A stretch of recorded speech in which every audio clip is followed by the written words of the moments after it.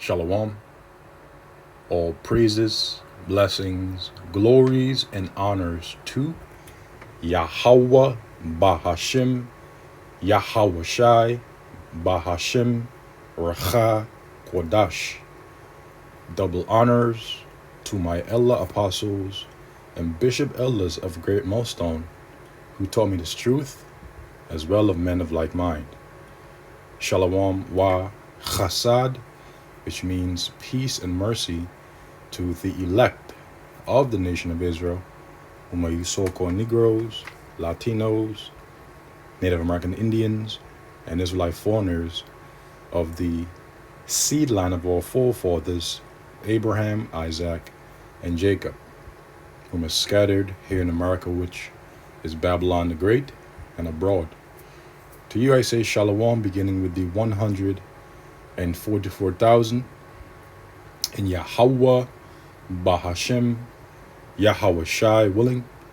This lesson is edifying. Spirit inspired me to do this lesson on the topic of the fear of the Lord, which is my favorite topic to speak about, besides prophecy, among other things. And this particular scripture had came to mind, and without further ado, let's read it and get some scriptures. Jeremiah chapter 9, verse 23. Thus saith the Lord Yahweh, Bahashim, Yahweh Shai, let not the wise man glory in his wisdom, neither let the mighty man glory in his might. Let not the rich man glory in his riches. Why? Because the scripture says that knowledge puffeth up. So let not the wise glory in his wisdom, neither let the mighty man glory in his might. Why? Because the scripture says that the battle belongs to the Lord, and that time and chance happeneth to all. It is not he that runneth, roughly paraphrasing the scripture, but that time and chance happeneth to all, from Yahweh Bahashim Yahweh Shai. So neither let the mighty man glory in his might, let not the rich man glory in his riches, because the riches of a rich man upon this earth are carnal. And when he dies, he's not going to take it with him. Now, he could leave his riches to his next generation. However, he himself will not be taking his riches with him to the grave. And also, the Lord can easily make a rich man poor and a poor man rich. So let not the rich man glory in his riches, but let him that glorieth glory in this, that he understandeth and knoweth me. So, in order for an Israelite man to understand and know Yahweh, Bahashim Yahweh Shai, is to fear Yahweh, Bahashim Yahweh Shai. Now let's get some scriptures to prove that. Proverbs chapter 1, verse 7. The fear of the Lord Yahweh is the beginning of knowledge, but fools despise wisdom and instruction. One who has knowledge is one who knows things. And so the beginning of knowledge concerning the Holy Scriptures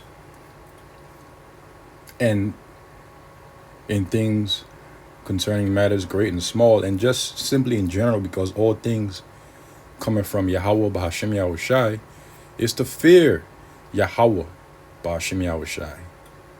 But fools despise wisdom and instruction, because fools,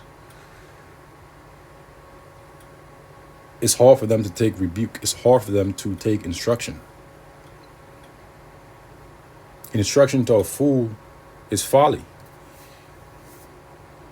Proverbs chapter 9, verse 10.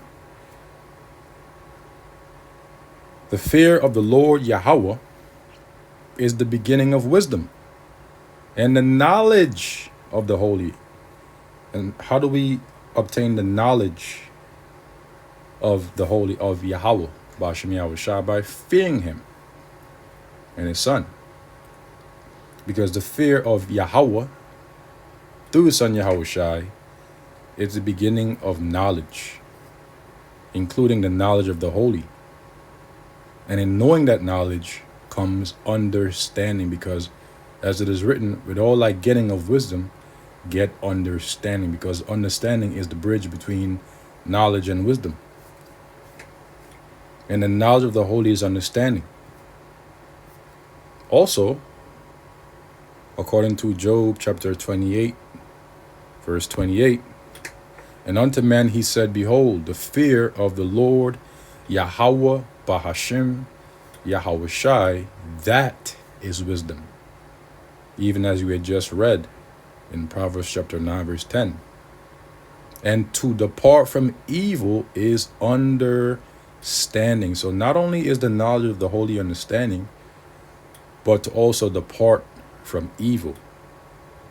Because he or she who continues to indulge in wickedness will be punished, no matter how long it may seem or take for them to get punished.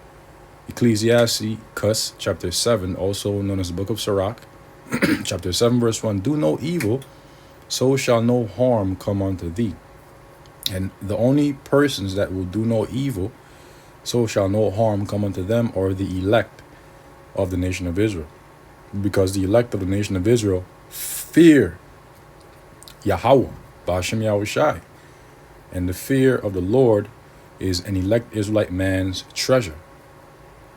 And the knowledge of the Lord will be the stability and his wisdom of our time, the times to come. Excuse me, during the evils of Jacob's trouble. Got a little something stuck in my throat, Salakia. And so these scriptures prove that the fear of the Lord, and this is a scripture right, this is a spirit right here, because I wasn't thinking about Jeremiah chapter 5, verse 22, but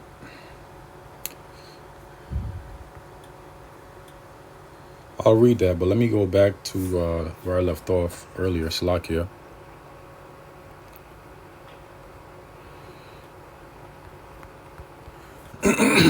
Pardon me.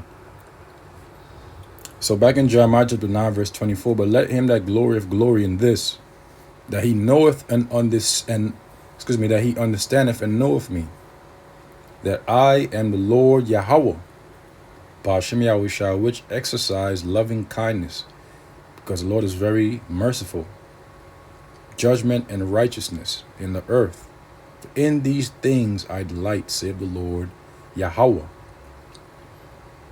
Ba'ashem Yahushua. So the Lord delights in loving kindness, judgment, and righteousness in the earth. For in these things I delight, saith the Lord Yahweh, Ba'ashem Yahushua. So the fear of the Lord Yahweh, Ba'ashem Yahushua, is our glory. Okay? For as it is written here, but let him that glorieth glory in this. And so we glory in the fear of the Lord, because the fear of the Lord is our treasure. This knowledge is likened unto a wisdom. Excuse me, this knowledge is likened unto a woman. Named Sophia. Wisdom. Okay, so now let's go to Jeremiah. Pardon me. Chapter 22. Chapter 5, verse 22. It says, fear ye not me, saith the Lord Yahweh, Ba'ashem Yahushua, will he not tremble at my presence? You'd be a fool to not fear the Lord, which have placed the sand for the bound of the sea by a perpetual decree. Just look at a beach. The water can only come up so much. There's that bounds that the Lord set for it by a perpetual decree that it cannot pass it. So you have to ask yourself, what power is able to do such a thing? And wouldn't you fear such a power? Shouldn't we fear such a power? I know I do. Do you? And and though the waves thereof toss themselves, yet can they not prevail. So even though the waves toss themselves, even though the waves, roar and fight and do all kind of things, yet the water still cannot pass that bound that the Lord set by it for a perpetual decree. Though they roar, yet can they not pass over it. See that? So, hey, we should be fearing the Lord. That should be at the forefront of our minds, the fear of the Lord. So I'll end the lesson here. Abu Radazai has been edifying to the elect. Just wanted to do a quick lesson. Spirit inspired me to do this lesson. Pretty much said to do it, commanded me to do it. So I'm doing it now. Before I do anything else later on. Abu Radazai. So with that, I say shalom to the elect.